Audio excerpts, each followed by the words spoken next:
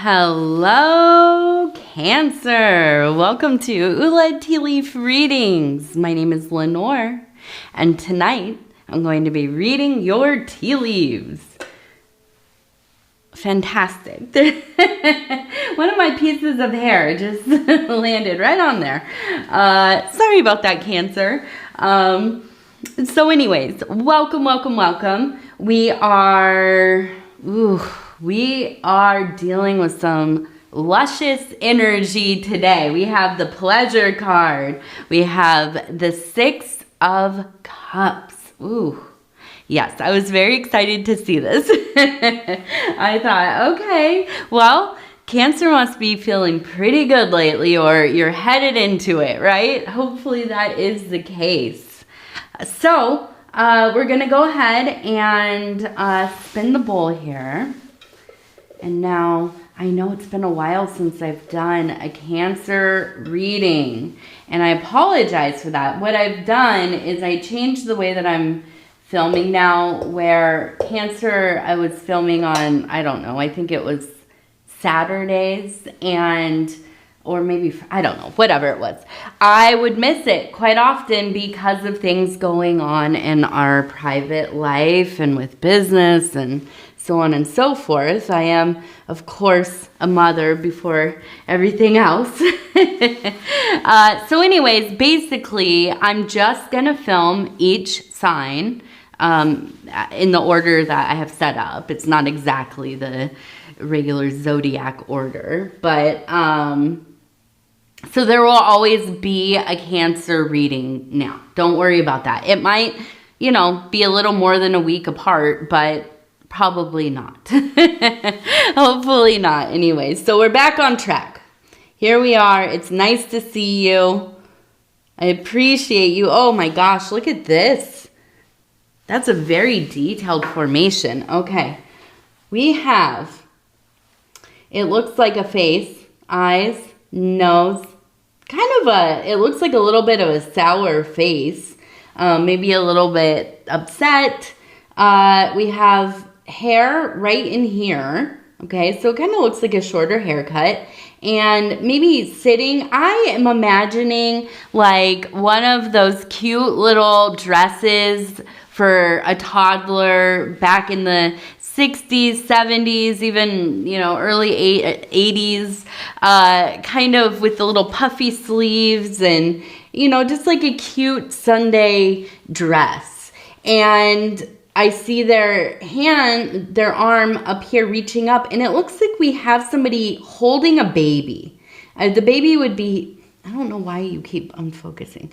The baby would be right here. Okay, and the hand is kind of right here. So you can imagine, like this child sitting here, face right here, looking towards the baby, and the baby being handed. Okay, so if you are somebody who was an older sibling, or maybe, you've had kids yourself, and obviously if you have more than one, there's going to be an older one, you know that the older kid or kids are not always super excited when the baby comes home for the first time.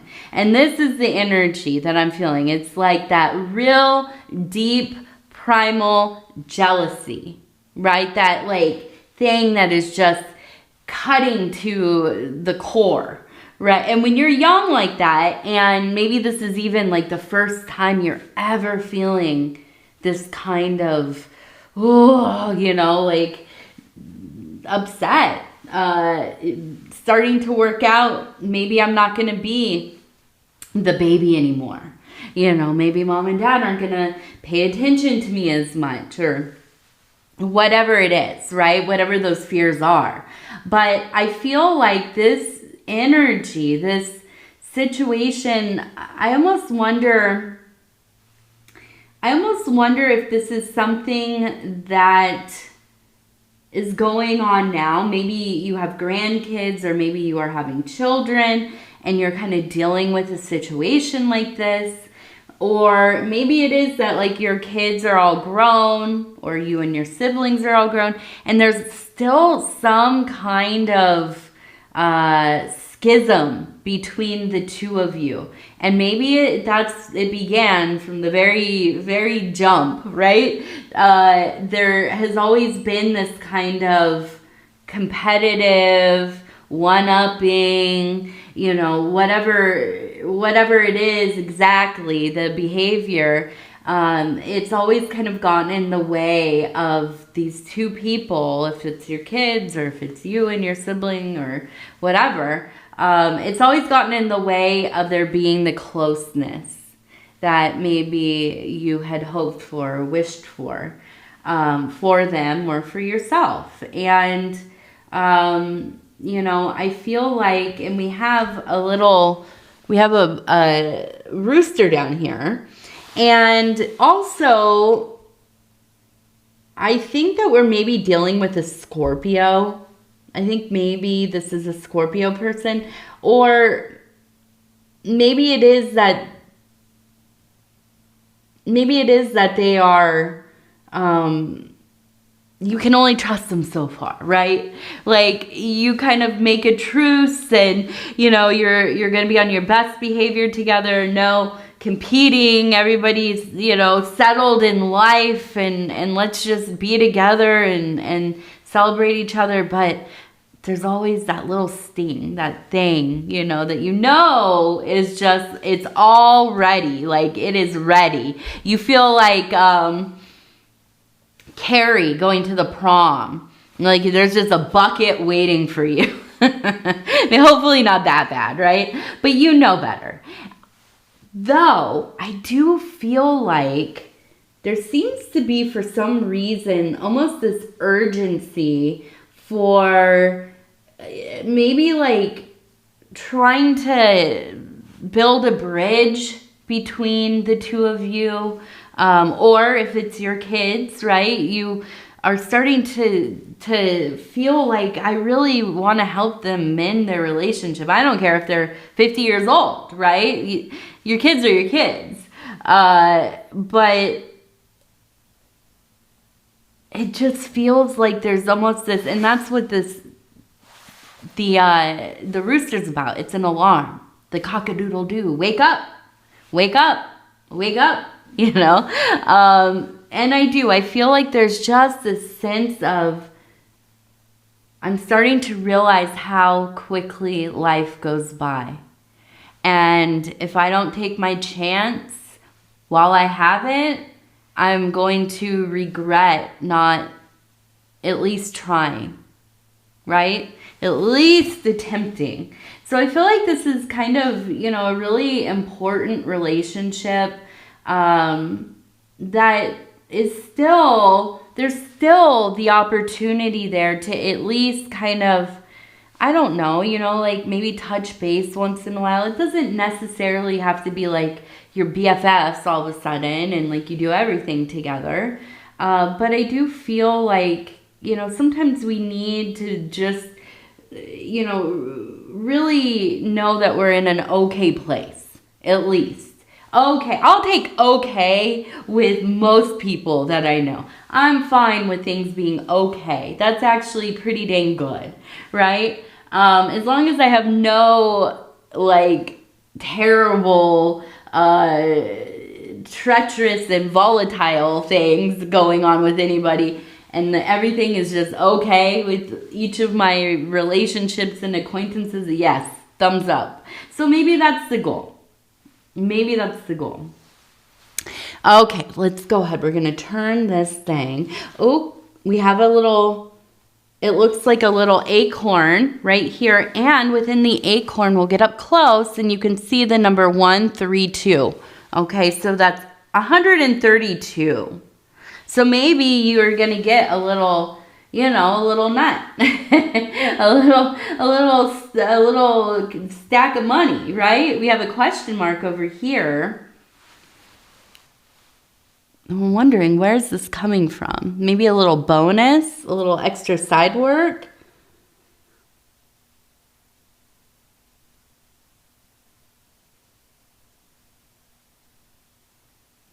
So we have a person with a telescope right here. The telescope is here. The person standing here, here's their head and their arm and their body.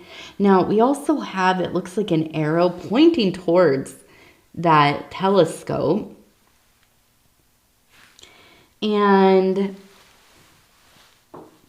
we also have, it looks like a person right here dancing. You can see the head and the arms, the little body. And it looks like they're holding something. It almost looks like it's a Z-O-Z, if that means anything to you. We also have a tiny little kangaroo over here, which is always a symbol of motherhood in my eyes. So the person looking out of the telescope, this is all about dreaming. It's the same as like the star card, right? It's the person witnessing or experiencing that star energy, which is about our goals and our dreams in life, the things that we hope and wish for, the things that we work tirelessly to accomplish, to finally get there, right? So I feel like right now you're really in this kind of re-estimating maybe a dream or a group of dreams. Maybe something has arisen in your life where you're, changing course a little bit. Maybe you've gotten to an age where some of those old dreams just don't seem as attractive anymore. Maybe they don't seem as realistic and your dreams are, shifting. I know this for myself when I had my daughter. The day I became a mom, I realized like, whew, all right. It's all different now. So, maybe you're going through kind of a passage of time in life right now. Into a new chapter, a rite of passage, something like this.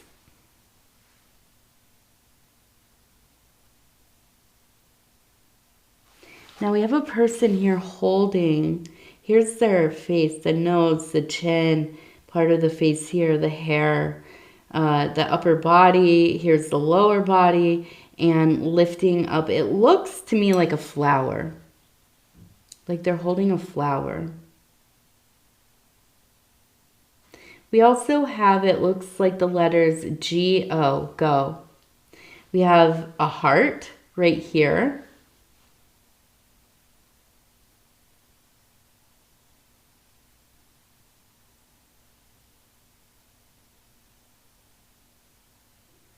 We have a bowl. The bowl right in here. You can see the head here.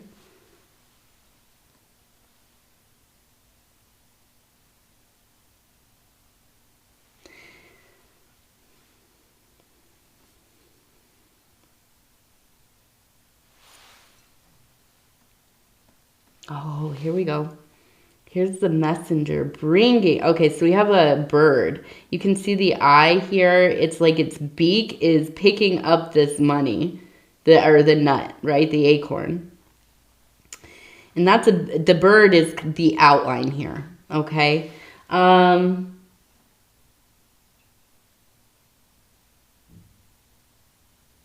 I really feel like you're going to be coming into some money here.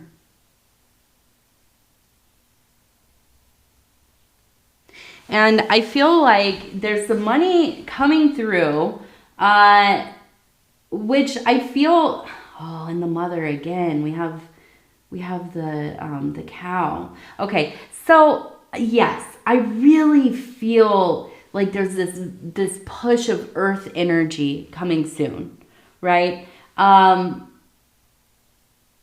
There seems to be, in the name Josie, right up here, Josie, Josie, and maybe Dottie, D-O-T-T, maybe a Y right in here, Dottie, Josie, Dottie. I know these are very specific names. So I feel like this money, it comes from somewhere, obviously. If it is like the side job, if it is, somebody in your family leaves you some money, you know, whatever that is. I see you really, really rising up into this creative, this motivated, almost a warrior kind of archetype in this next season, spring or summer or winter if you're in the southern hemisphere. But I feel you really kind of, and I say that because the posture on this person just seems very, very strong, right? And so I feel like with the money though, as you are coming into it, it really,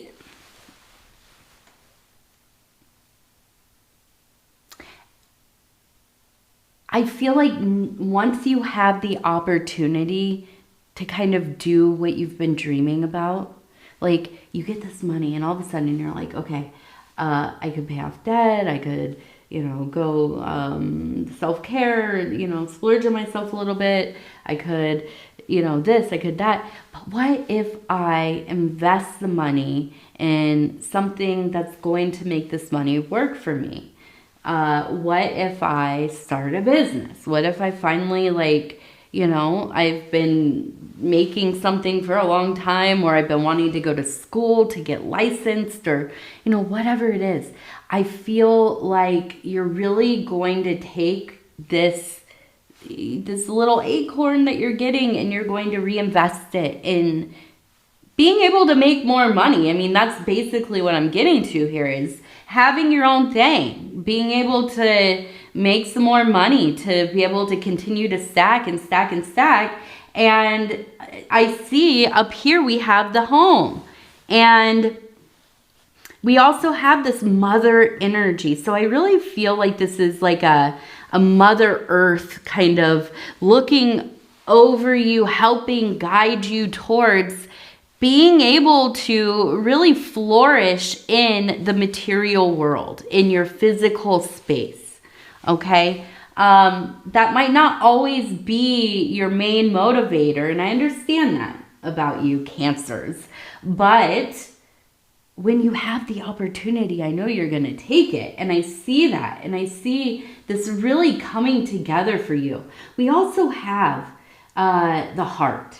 Okay, we also have this phallic symbol.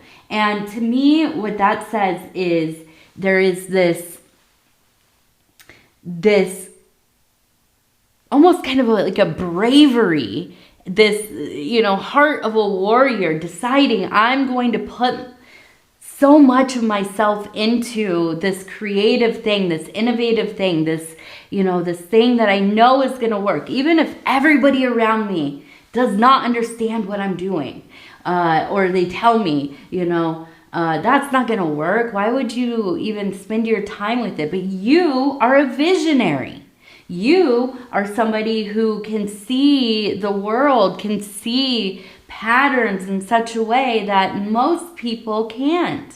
And so you look at this and you look over your kingdom and you can see where this is going to really help expand your life in the ways that you want, right? And I think that's a lot of it's about making some money, being able to have, you know, more autonomy in the world, having the ability to do and go and be the things that you want to be. And let's face it, having a little bit of money, it makes it a lot easier. I mean, you know, I'm not saying money makes everything easier. When you have some money, there's a lot of problems that arise, or, you know, responsibilities that are whatever. It has its own set of stuff. But I feel like for you, this is kind of like a key into that next room. Okay. And so I see this happening here in this next period of time. Okay. We also have these like repeating dogs. And I do feel like there will be some kind of meetup with your friends, your family, the people that you feel very close to. And I think that's something that, I don't know that, you know, you're like totally going out of your way to do this, but I think that there's a little bit of building excitement. And I think it's something that, like, you know, it's like when you know you have to travel to like a family reunion or maybe even a wedding or something, and oh, that sounds great. And then you get closer and closer to it, and you're like, oh, I have to pack, and I'm going to be in a hotel. And, you know, even if I love hotels, you know, it's just a lot, and I'm not in my own bed, and, you know, all of these things. And, you know, you can kind of psych yourself out and think, ugh, you know, this is going to be bad. But then you show up and it's like awesome. You know, you end up having a great time. I feel like, you know, it's really maybe not as deeply grumbly about going as I'm explaining, but I do feel like there's a little bit of like annoyance possibly, or frustration, or you just, you know, you rather be at home doing your stuff. And I feel like once you get there, though, it's going to feel really good to kind of be able to let your hair down, be around people that you feel comfortable with, and, you know, just have some fun. And I think that's really where this pleasure element kind of comes in. It's almost like surprise pleasure, right? It's like, oh, surprisingly, this is pretty dang amazing, right? So that's a good thing. That's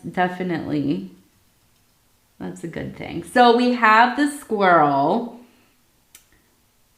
That is the keeper of resources, you know, squirreling it away, putting away, saving. So maybe it is, you know, a little bit of that as well. Continuing to try to build up, you know, your resources and all of that.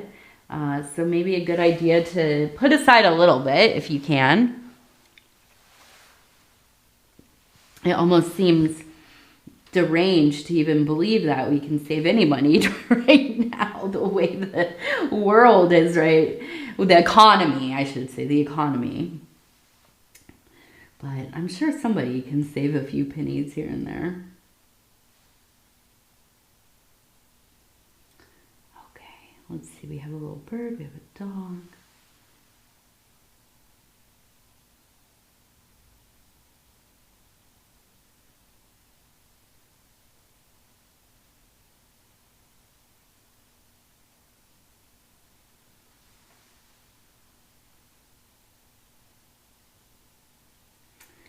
There's almost something about like, it feels like a mother figure that feels like you just can't break through there. Like emotionally unavailable, maybe.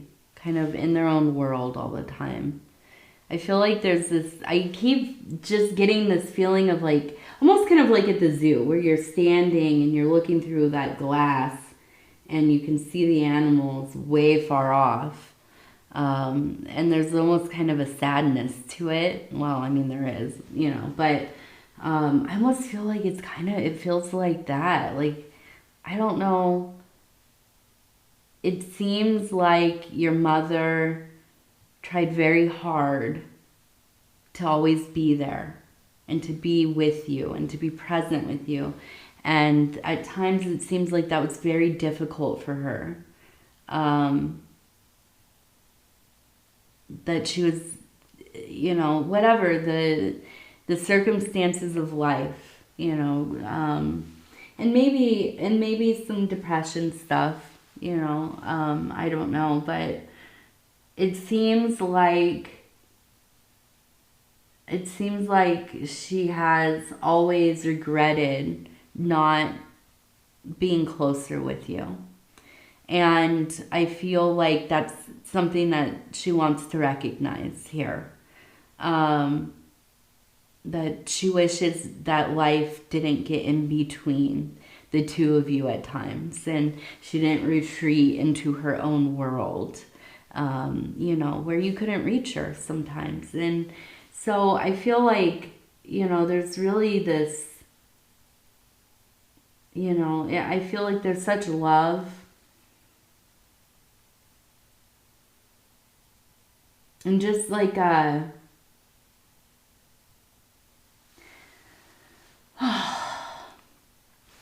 it it's making me emotional thinking about it. A deep sense of just loving to like see you and watch you like play and so proud of you and how, you know, you grew up and you were so smart, and I like all the, you know, the things that a mother wants to say all the time, right? And you only get to do it for so long. But some, you know, I think some of us, some people were not raised in a way where they were very expressive about their feelings or their thoughts. And I think, you know, that might make it difficult even to express to your children. And I think this was more and more prominent, you know, in generations past. No doubt. And of course, you know, it varies. It can be cultural, it could be community, religious, philosophical, whatever it is, you know. But I do feel like there's such a love there, you know, such a love and such a gratitude for you. And it made me very emotional. And just feeling like, oh, just, I don't know, the feeling of hugging your kids. It's just such a profound, a profound thing. All right, our lucky numbers. Number 38. 38. Ooh, number 59. 59.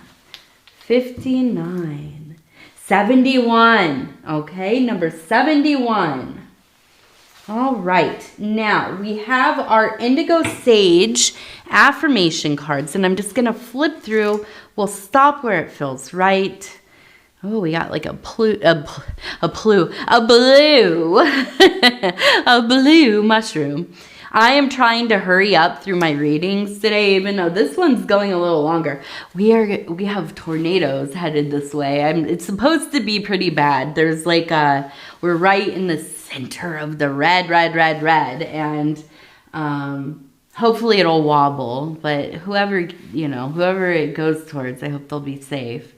Thankfully we're out in like farm country, out in the middle of nowhere, so you know, not a lot of houses. But my goodness, this weather, it changes so quickly, so I want to hurry up so the power doesn't go out, because it probably will. We have number 24, projecting good feelings. Through divine intelligence, be aware of the energetic quality of your thoughts. All right. And let's do one of our inner child oracle cards. I haven't done these in a minute. Okay, I'm gonna stop where it feels right. And it says, number 32, set boundaries. Yes, absolutely. Claim your power and know your value. Know your value today. Right now. You must know it. The other day, I was talking to a mom who's amazing. She stays at home and she runs the world. That I love stay-at-home moms. Of course, I am also kind of a stay-at-home mom, so a little biased. But she also homeschools all of her kids, and they're so brilliant. And I don't know if they'll ever hear me say this, but and I won't say any names. But I was telling her, you know, listen, value doesn't have to be monetary. But I was saying to her, this exercise I did when I was having trouble accepting being, you know, mostly a stay-at-home parent. It was very hard for me to kind of be in a role where I wasn't, you know, making my money for a while. And so we were talking about kind of just things within this realm, and something that I had read that is helpful is to go through everything that you do and, you know, look up in your area, like how much do these services cost, and just kind of, I mean, it doesn't matter what the work you're doing is super important. It doesn't matter how much it costs, right? But I think it does help a little bit to know like the labor that I am doing, both physical, emotional, spiritual, yeah, it's worth a lot, right? And not even if you're just a stay-at-home parent or whatever, you know, you could be anything in life, doing anything. And really all of the extra stuff we do outside of where we're making money, it is valuable.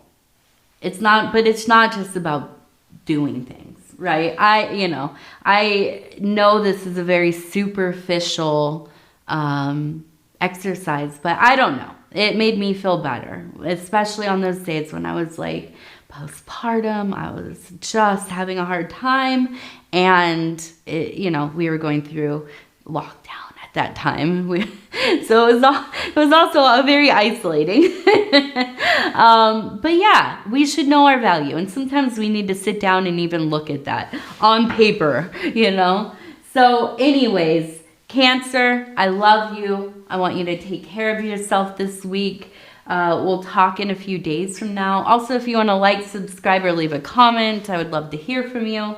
Again, I'm going to say I love you because I do, and we will talk soon. Good night.